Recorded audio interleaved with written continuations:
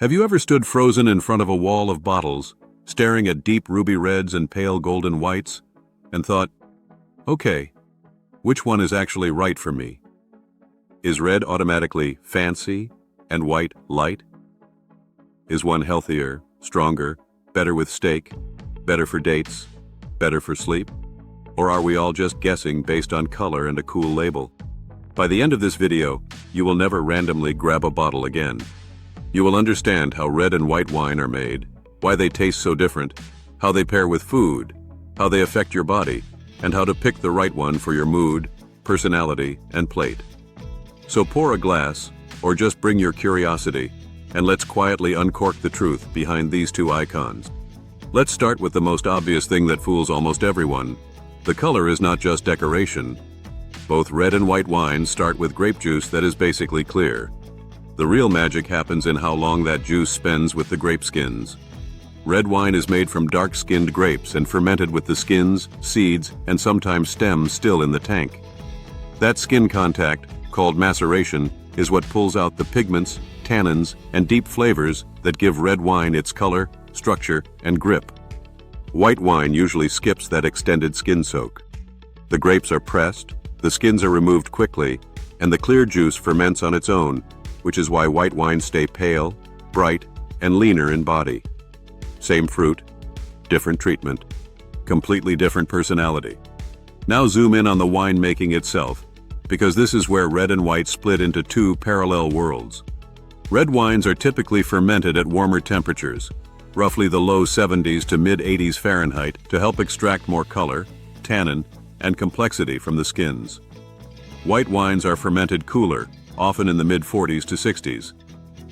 Fahrenheit range, to protect delicate floral and fruity aromas and keep things crisp. Leave the skins in the party, turn up the temperature, and you get bold reds. Chill things down, keep skins out, and you get clean, zesty whites. To make things more interesting, winemakers can bend the rules. A white-style wine from dark grapes, like many Blanc de Noir champagnes, happens when they press quickly and do not let the skins bleed into the juice. So yes, you can technically make a white from black grapes. Color is chemistry plus choices, not just grape gossip. Let's talk tannins, because this is where a lot of beginners accidentally decide they don't like red wine without knowing why.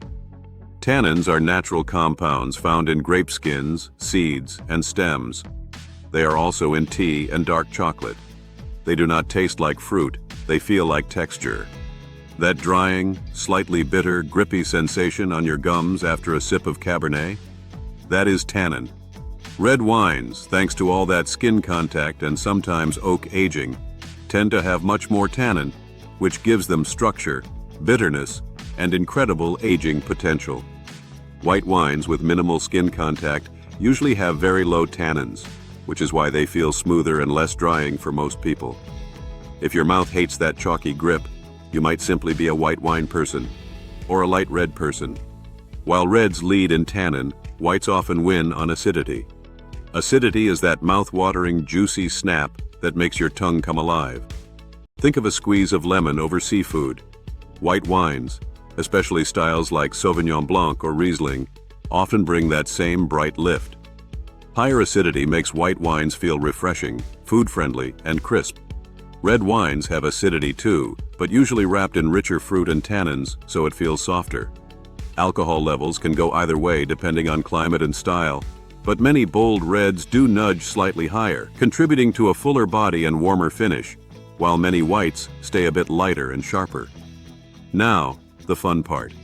How do they actually taste, beyond red and white?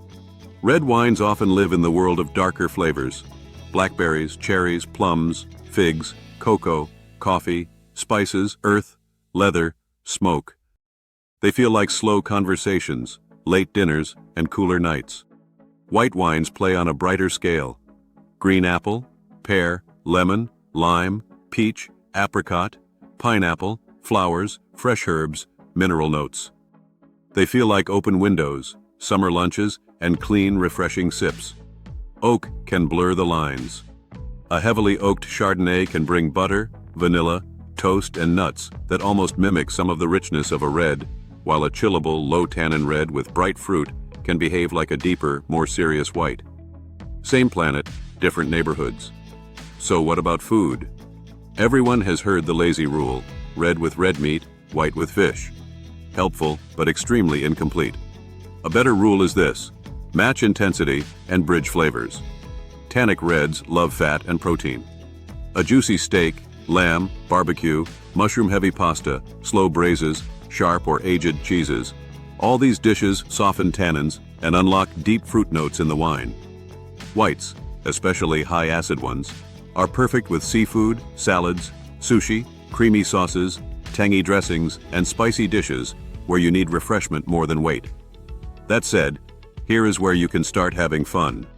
A chilled Pinot Noir with salmon, a dry Riesling with spicy wings, a rich white Burgundy with roast pork, a rosé sitting happily in the middle with almost anything on the table.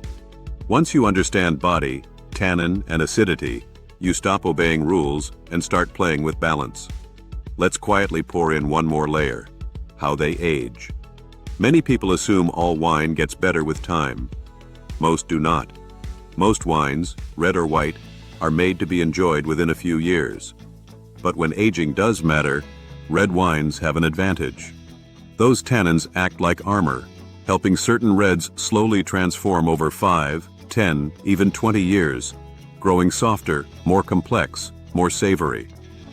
White wines with lower tannin are often at their best young, when their aromatics are fresh and vibrant. But there are special whites that age beautifully: top Rieslings, fine white Burgundy, vintage Champagne, certain Chenin Blancs. Time does not make cheap wine magical. It amplifies whatever was already there. Now let's swirl into the "which is better for you" question, because that debate shows up at every dinner table. Red wine has a reputation for health because of compounds like resveratrol and other antioxidants extracted from the skins during fermentation, linked in studies to potential heart and anti-inflammatory benefits when consumed in moderation. White wine has fewer of those specific polyphenols, but still brings antioxidants of its own and usually slightly fewer calories per glass. The catch? None of that cancels out the fact that it is still alcohol. The real deciding factor is not red versus white.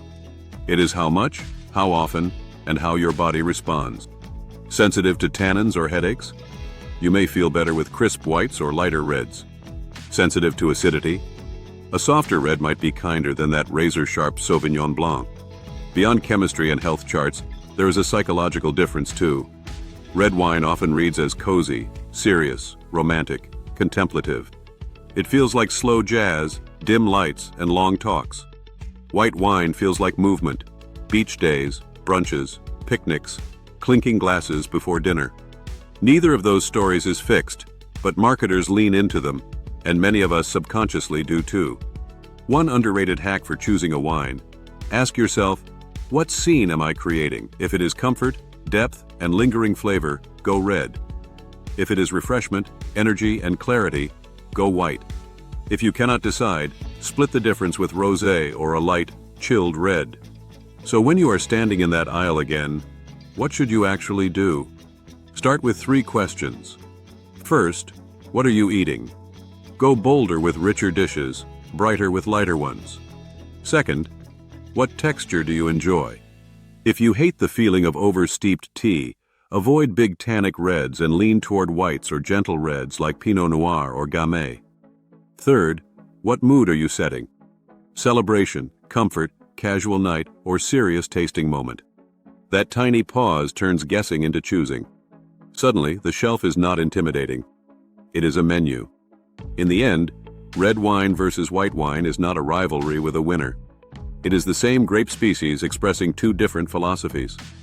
One leans into skins, structure, shadows, and slow unfolding. The other leans into clarity, freshness, and light.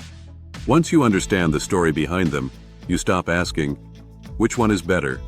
And start asking, which one fits this moment, this meal, this version of me? And that is where wine becomes less about color and more about experience. If this helped you see your glass a little differently, let us know in the comments which team you are on tonight, red or white, and what bottle you are exploring. Your suggestion might inspire our next deep dive, and we will gladly shout you out on screen. Thank you for watching and for joining us on this journey through the stories hidden in everyday things. Do not forget to like, subscribe, and stay tuned for more secrets behind the simple objects and rituals that quietly shape our lives. Cheers!